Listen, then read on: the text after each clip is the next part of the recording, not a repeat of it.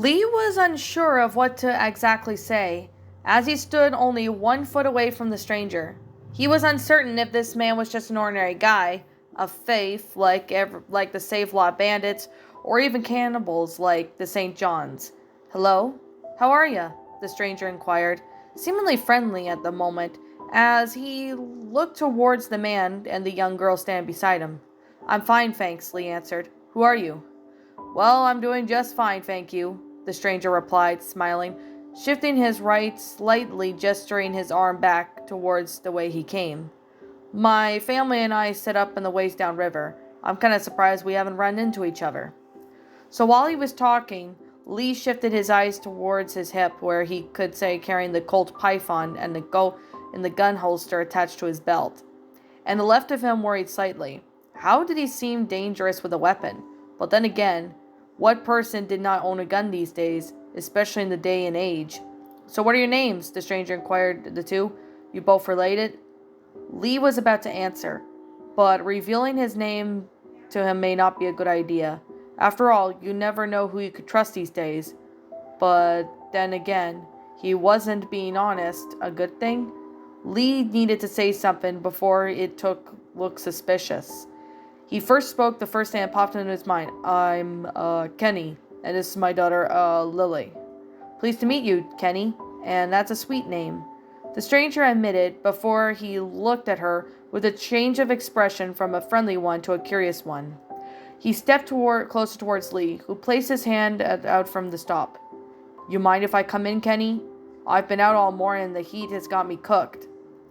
"Look, we just don't want to let strangers into our home," Lee declined, preparing the hostile in his Glock 17 that he kept in his hand, hidden behind the door. "Just tell us what you came here for, and I don't want things to get ugly." The stranger frowned for a moment, looking somewhat annoyed that he wasn't allowed inside. But to avoid suspicion, he raised a smile across his face again. "This is a nice place. Is anyone else here besides you two? You don't usually see cabins big out here. You'd sure pack a lot of folks in here." "Just me and my daughter," Lee replied.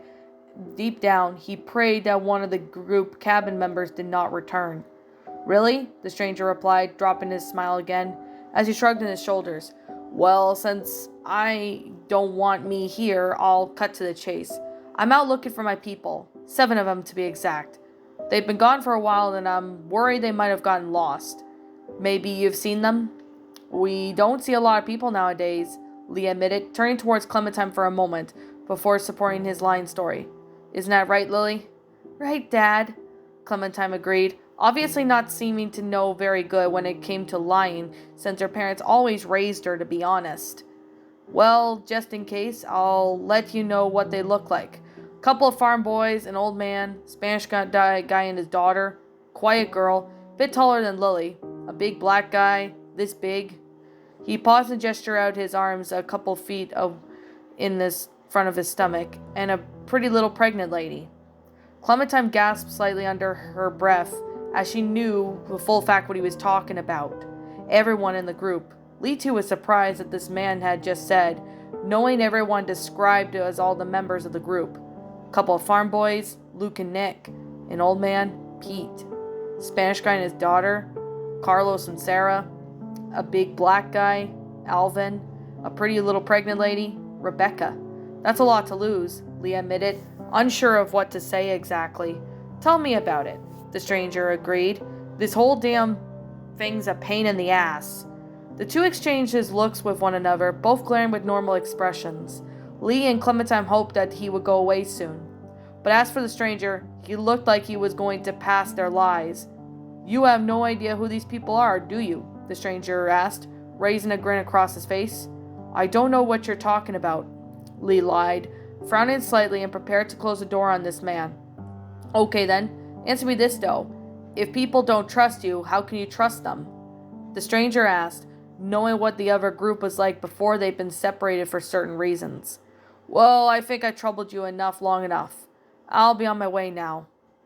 Lee watched as the stranger turned away, made his way into the woods. He called out for him in the woods. "Hey, who the hell are you?" "You have a real good day now, sir," he replied, completely ignoring his question, and he wandered from the cabin. Lee and Clementine merely watched as the stranger was no longer in their sights. Lee closed the door for a moment or two and locked it behind him just in case. The duo sat down on one of the couches closer together, puzzled down who the stranger was and what he was doing here, and how did he get in the cabin and knew the group. For now, all they could do was just wait till the others returned, and once they did, they'll make a plan of what to do next.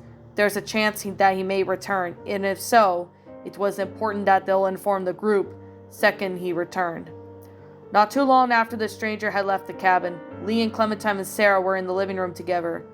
The trio sat on the couch together, keeping silently as they were unsure of what exactly to say. After all, he obviously knew who they were. Sarah seemed to be extremely fearful of him. "We need to find the others," Lee declared, finally speaking after they'd been sitting in silence for so long. "We can't go outside," Sarah declined, remembering how protective her father was of her, and going outside without his permission would make him extremely angry. Lee made his way to the kitchen with Clementine and Sarah following suit, and at almost perfect timing, the back door had been opened from the outside, revealing to be Luke with the others following him. And as if luck would have it, Nick was among them, and everyone else seemed to be accounted for, all except Pete, that is. "Lee," Luke greeted, now feeling relieved that he was okay. "Sarah," Carlos greeted, as Sarah ran towards him with her arms open. He embraced her in a hug as she ran towards him, and after what just happened to the stranger, she was afraid and needed her father. Lee watched as the group made their way inside, and a smile came across his face when seeing Carly. He hugged her when she was within his range, happy to see that no one else hurt, especially the girl he loves. "Hey, Carly. Glad you're all right." "No one messes with the reporter," Carly smirked, handling the sniper rifle back towards Lee, to which he accepted. She leaned up against him as much as she could and pecked the side of his face. "You found Nick?" Clementine inquired, looking up at the older man. "Yeah, we found him hiding in the shelter. We all made it back," Luke reassured her, smiling across his face that he was relieved that everyone here accounted for. He shifted his attention back towards Lee, knowing that there was still one more member unaccounted for. "You know where Pete is, right, Lee? We need to find him." "Yeah, I remember," Lee assured, suspecting that the group was unaware of what happened when someone was once bit. When everyone was inside the kitchen, Sarah moved out from her father's hug and placed her hands together and her heads lowered innocently. "A man was here." "What?" Carlos inquired, already fearful of what she just said out of nowhere. "What did he say?" Rebecca inquired.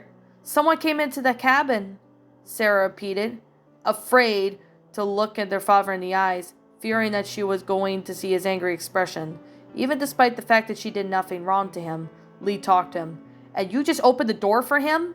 Rebecca asked, surprised to see how stupid Lee was for letting a complete stranger, or someone she may know, into their home. "Calm down, Rebecca," Luke soothed her, knowing how angry and easily upset she can be, especially with her hormones getting out of control. "Calm down? I am calm. You calm down," Rebecca ordered, raising her voice slightly in an angered one. "I didn't open the door," Lee countered, knowing that the older woman had a large grudge against them, Carly and Clementine, for some unknown reason. "He just came in." "He's telling the truth," Sarah reassured everyone, defending Lee, although she did not see what happened due to her hiding the whole time. Carlos changed his expression to a worried one as he eyed Lee, suspecting whoever visited him was someone they once know. "Did he say his name? Did he say what his name was?" "Maybe it wasn't him," Rebecca suggested, turning towards her husband for support. "You know damn well who it was," Alvin replied, his voice showing some anger, as he too suspected it could be the same person they once knew. Rebecca shifted her attention back towards Lee, gazing upon him as she folded her arms together, and repeated the same question to Carlos. "Did he say his name?" "Why do you care so much?" Clementine inquired, only just realizing how Rebecca seemed more worried about the man that came to the cabin than others. "Excuse me?" Rebecca replied, shocked of what the young girl just said to her. "He didn't say his name," Lee replied, trying to keep calm under the pressure he was in. "Look, Lee, just tell us what he looked like," Carlos requested, asking multiple questions for him to answer, so he can make it certain that it was the same person as before. "What was he wearing?" Did he sound different? How old was he? He had a mustache, a brushy one at that. He had a deep voice, a little scratchy, and a big brown coat, lining of fur, Lee described him as best he could remember. He talked about you and the others, Clementine added, remembering the entire conversation she and Lee had with the stranger. You're not going to hurt anyone, are you? Sarah asked her father, not wanting the situation to get even worse than it had to be. Of course he won't, Sarah, all right? Luke reassured her, knowing how Sarah had a couple of problems that made her worried about certain things. Your dad's the nicest man I know, which is why he's not going to do anything crazy. Not nice, right? You know these bad people, sweetie. They will do or say anything to hurt us, Carlos soothed, comforting his daughter as he placed his left hand upon her shoulder. All right, what do you think? Luke asked Lee, wanting to be certain that they were safe. Did it seem like he'd be coming back? Well, I think so, Lee admitted, wishing he made the situation any more badly than it had to be. He described on how he was looking for the 7 of you and gave me detail on what you looked like. He even asked me if I trusted you or not. I think he knows you'll all live here. The cabin members looked at one another as they were unsure of what to do next. Carlos sighed in response as he dazed out from his thoughts while showing some gratitude towards Lee and Clementine for making the stranger leave. We got lucky he wasn't expecting to find us. Lee and Clementine must have surprised him. If they hadn't been here, well, he was smart to stick around, but he'll be back with the rest, so we don't have much time. He's right, Luke agreed, folding his arms together as he turned towards the others. Everyone pack up. We're moving out. Rebecca called down to her husband as she already marched out of the kitchen, obviously eager to get moving as soon as possible. Alvin, wait. Most of them left the kitchen, only leaving Lee, Clementine, Carly, Luke, Carlos, and Sarah remaining. Carlos knelt down towards his daughter's height, trying to comfort her as best as he would have, taken her outside into the tragic world. It was something he didn't want to do, but he had no choice. We all have to leave now, sweetie, before he comes back with more bad guys. But it's going to be okay. Let's just go and get your things. What's the big deal? Who was he?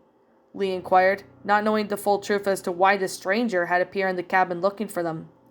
Carlos sighed as he walked closer to Lee, trying to explain the situation to him. Lee, I don't know what he told you, but William Carver is a dangerous man. He is a leader of a camp not far from here, and he is very smart. We are lucky to escape. I'm sorry to involve you, Clementine and Carly, but now what he's seen you'll be safe with us. We have to leave. Lee nodded as he held Carly and Clementine back to the living room to get their things. Even though they did not have much apart, aside from their 2 guns, a small backpack Clementine was carrying.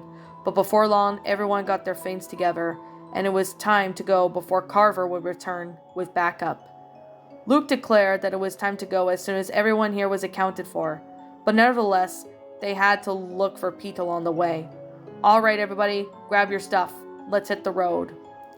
The following morning, the cabin survivors with Lee, Clementine, and Carly had gathered their things together and now were making their way up north, wanting to get as far away as possible before Carver would hunt them down, and this time with company.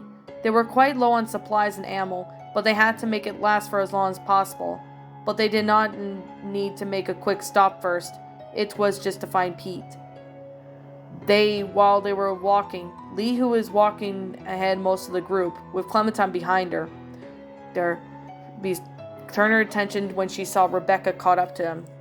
He was sure that Rebecca wasn't going to criticize him about Carver, because he was sure was not in the mood. Hey Lee, sorry if I gave you some shit back there, Rebecca apologized, finally showing a friendly face to the older man for the first time since he arrived. I'm just a little on edge. It's really tough for me right now in the pregnancy and all. You and Alvin probably relate. It's okay, Lee reassured her. I know the feeling. If it's not you I'm yelling at, it's Alvin, and I'm the real trouble, Rebecca explained, showing a small smile across her face for the first time. We can handle it, Lee assured, turning his head to make eye contact. He felt a little same way when I was around Clementine's age, Rebecca agreed. remembering that it was young before the dead took over. My dad was always giving me shit, and I've always thought he didn't know a damn thing. She trailed off as she showed some gratitude for Lee and Clementine's help earlier. I know you did your best back there. You know none of us would have made it on our own. Sometimes it's hard just knowing how independent I am on everyone. I'm not just used to that. I'm not comfortable with that. I'm supposed to be a mom soon. Guess I need to work on my patience. Alvin and I don't know what to call him, or her, if that man gets his wish. Any ideas, Lee? The man halted when Lee wandered off on his own. They followed his suit, and none of them bothered to ask where he was going. Lee moved on to the open area in the middle of the woods. He immediately remembered what that place was. He could see the cigarette truck where he and Pete were hiding in. Hopefully he's still inside in one piece. There, Lee declared, pointing towards the truck. That's where me and Pete were.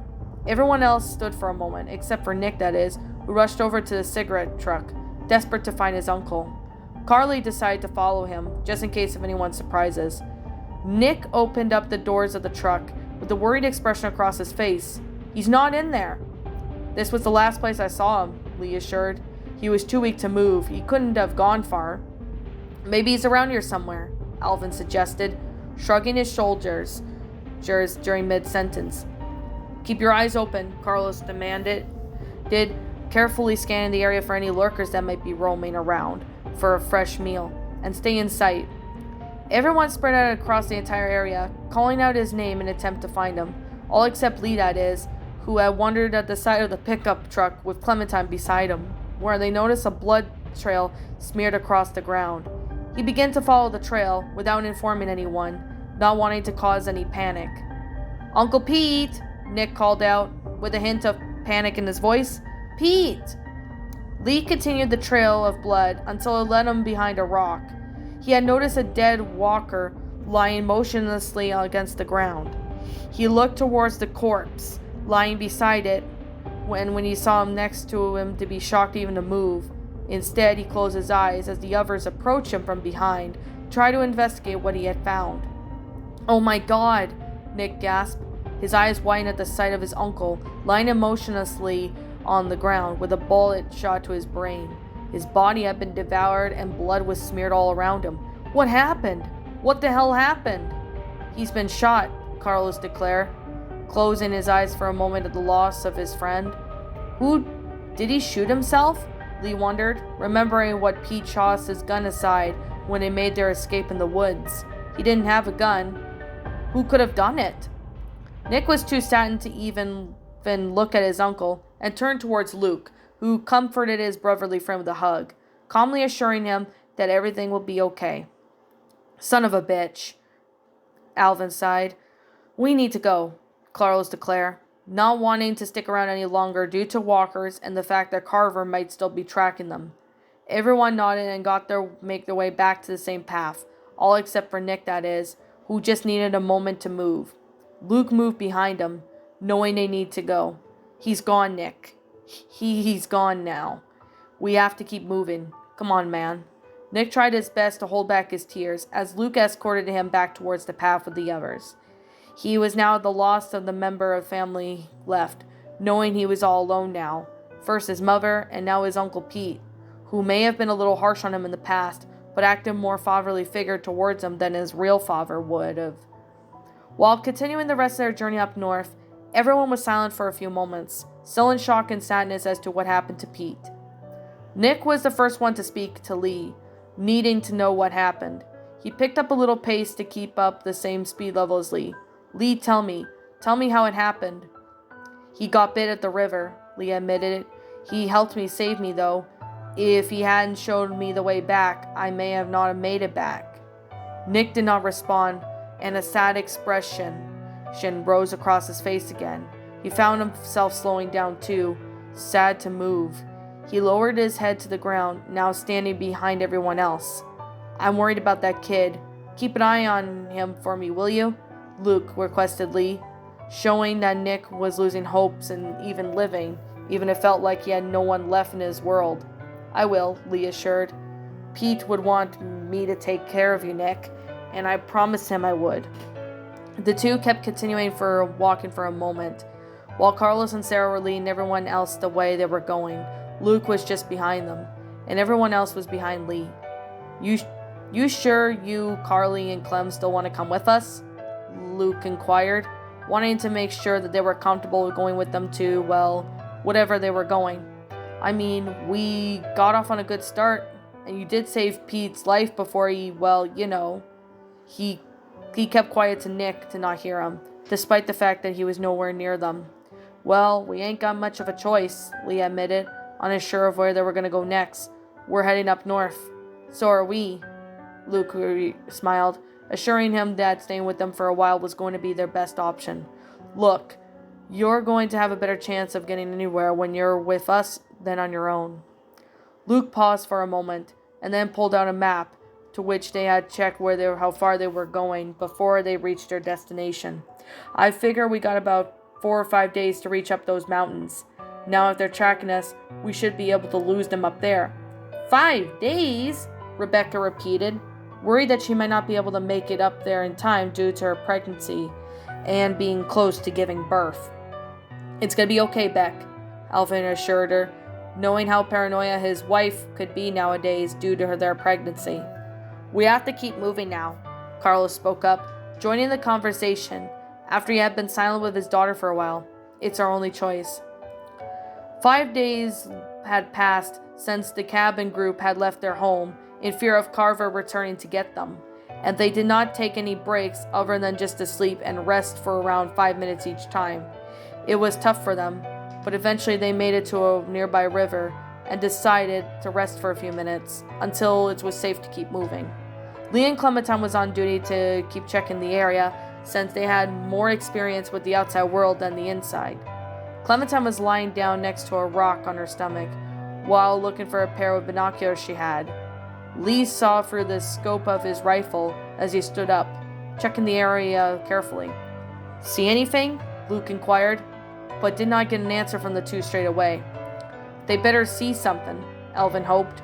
Concern for his wife now was beginning to look quite tired due to her growing physical weakness from carrying her baby. Plus the non-stop walking almost a week. We've all been walking for a damn week. We need to find shelter, Carlos replied, him too concerned for his daughter, and the weather was beginning to get quite cold. Clementine moved her binoculars towards the right to see some sort of life that looked like it could carry people to the top of the mountain on the other side of the river. There's a lift or something. Chairlift? Luke asked, looking towards his map to see if they were in the right area. That must be the ski resort. Clementine took the binoculars over her eyes for a moment, and she thought back of all this before. She wanted to go skiing, but her parents always promised her that they could go when she grew up. It was like a dream of hers. I've never been skiing. Beck and I went one once, Alvin replied, shifting himself towards his wife, who was sitting down on the nearby boulder to rest. It wasn't pretty, Rebecca admitted, recalling the little accident of theirs which happened when they went skiing. I went once too with my sister, Carly joined in on the conversation while she was on watch duty with her Glock 17. Twisted my ankle for a couple of weeks. Did it hurt? Alvin inquired, crossing his arms together. Could have been worse, Carly replied, remembering the good times she always had before the apocalypse began. Here, eat this, Beck, Alvin said, handing his wife the last bit of food for her to keep her strength. Alvin, I'm fine, Rebecca assured him, not wanting to make the others feel bad for taking most of the food. Lee continued to look for the scope of his rifle, until he looked a couple of feet off from the chairlift to see a big-looking house near a windmill. It looked like a good place to stay for the night. That's if someone else did not beat them to it, of course. There's a building on the mountain. What does it look like? Luke asked Lee, him not being the only one that heard her. It's big, Lee shrugged, unsure of what to describe exactly, since it was quite far away, despite the fact that he had a better view. Might be a ski lodge. Luke then turned around to face Alvin or Rebecca for a moment, and they were unsure of what to do or not. He faced Lee again, and had to admit that the very big house is what they need right now. That looks like a good place to spend the night. Lee and Clementine saw enough of the area that there were a big area the house was, and decided to look somewhere else. The duo moved to the binoculars over to the far left, where the bridge that was going to take them to the other side was, and at the end of it was a small station house. "There's a little house on the bridge," Lee declared, unable to tell if there was any residents or not. "How big is it?" Carlos inquired. "It's pretty small," Clementine admitted, turning even one more left to investigate the bridge nearby. "There's a bridge, Lee." "And does it look passable?" Luke inquired, suspecting that the bridge might be their only way across, knowing it would take too long going all the way around. "Looks like it," Lee answered. Seeing the bridge, it looked deserted for now, and it did not look damaged much. "Good," Luke smiled, folding his map away and placing it in his back pocket, while Clementine moved from her spying position. "We have to get across that bridge," Carlos said, eager to get moving as suspected Carver was tracking them, and the more they stuck around, they worse. "Let's go." "Hold on now," Luke declined, not wanting to rush things too quickly. "We can't all just spring on that thing, okay? If we get spotted on there, we're going to be trapped." "Going around the lake will take too long," Carlos clashed, pointing his two fingers towards Luke for a moment with his right hand. "Right, but..." Luke tried to explain his plan to the doctor as he placed his left hand on his pocket. "Look, we've got no idea who's out there, okay? I'm going to sneak across and make sure it's clear before we bring the whole group." "You think splitting up is a good idea?" Carlos inquired, somewhat disagreeing with the plan is to go out there on his own. Lee merely stood next to him with a slight smile on his face and his arms on his sides. Obviously, he seemed to agree with the plan by taking a look on his face. "I never said it was a good idea," Luke replied, smiling across his face, "but it's better than risking everyone at once." "What's your plan?" Alvin inquired, seemingly to agree with this plan of his. Luke began to explain to the others, keeping it short as possible, and simpler terms so they do not waste any more time. "Lee and I can scoot across the low and slow, make sure nobody is waiting for us on the other side. We'll have enough time covering you from back," Alvin reminded, hoping that it would not change their minds. "Well, we'll just turn back if things get hairy," Luke replied, looking towards Lee for support. "It's going to be okay. We'll signal you guys in 10 minutes. Just watch for a light at the far side." "I don't like this," Carlos said, disagreeing with this plan of his. "Yeah, when's the last time you liked anything, Carlos?" Luke asked, as he turned around and making his way down the path that would lead him and lead to the bridge. Before following Luke, Lee turned towards his girlfriend for a moment and pecked her cheek, reassuring her that he would be back soon. "I won't be gone for long, Carly. Just keep an eye on Clementine for me." "I will," Carly assured, followed by a supportive nod. Lee and Luke marched towards the path that they would take them to the end of the bridge. Hopefully they could get back there in one piece, without running into Carver's men if he was following them, or worse, walkers. "I can go with you," Nick offered, wanting to make himself useful. He stood up from where he was sitting with his rifle clutched to his grip. Luke did not wish to accept his offer, due to the fact that he looked unstable at the moment from his uncle's death. "It's fine, Nick. We're good." Nick merely watched as the two men made their way down towards the path, towards the bridge. He spoke them nevertheless, assuring them that he was useful. "If something happens, I'll cover you." Luke did not accept his offer and merely beckoned for Lee to come with him. "Come on, let's try and make this quick."